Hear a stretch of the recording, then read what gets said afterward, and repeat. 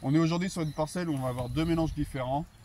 deux métailles. À notre gauche, on va retrouver un mélange avec du San Métail Premix, c'est-à-dire un mélange de légumineuses avec du trèfle squarosum, du trèfle incarnat et de la veste velue, auquel on a rajouté un seigle fermier de l'exploitation. Et sur la bande à droite, qui est notre bande du milieu exactement, on va retrouver le métail San Métail de la gamme San Élevage, qui est composé à la fois de seigle, mais un seigle forestier non altératif, qui va se développer moins vite,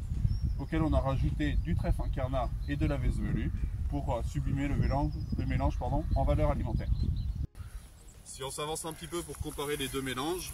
on va retrouver sur notre gauche le San Métail Premix, qui est le mélange de légumineuses plus le seigle fermier, et sur notre droite le San Métail, où on va retrouver à la fois le seigle forestier non alternatif et toutes les légumineuses. Ce qu'on voit facilement, c'est que sur notre gauche, on a beaucoup de légumineuses, un seigle qui prend un petit peu le dessus, qui est un petit peu en avance en végétation et qui a une légère tendance à étouffer un petit peu la légumineuse, même si c'est pas méchant. Et alors que sur notre droite, on a un seigle qui reste beaucoup plus à un état végétatif moins développé, qui va se développer par la suite, mais on a une légumineuse du coup qui prend plus le dessus, qui est plus présente, notamment notre veste velue, on voit qu'elle est bien développée, et ce qui va nous permettre en fin de cycle d'avoir un taux de légumineuse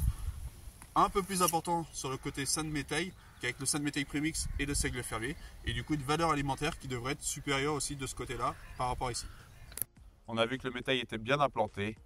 qu'on avait une bonne répartition en sol, que tu avais bien réussi ton semis, qu'il avait bien passé l'hiver. Quand on a regardé les espèces présentes, on retrouve tout ce qui a été semé, à savoir le trèfle incarnat, le trèfle squarosum, la veste, les deux seigles, que ce soit dans les bornes, le seigle fermier qui est la majorité de la parcelle, ou le seigle forestier non altératif qui est dans le San Métail. Tout est à un bon stade. Maintenant, il reste à gérer la fertilisation, comme on l'a vu, à savoir apporter 30 unités de soufre et 30 unités d'azote,